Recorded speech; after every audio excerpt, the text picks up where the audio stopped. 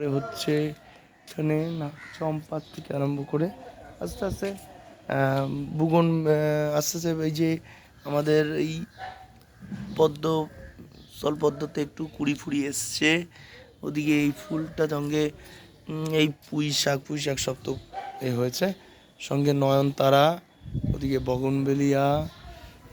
বগনবেলিয়াও খুব সুন্দর, আর এই জবা ফুলের পাতা, আর সঙ্গে জুঁই, বেল, নয়নতারা, এগুলো সবই, পেয়ারা গাছটা একটু এ হয়েছে, সবই এগুলো মায়ের কি সুন্দরভাবে এগুলো মেনটেন করে।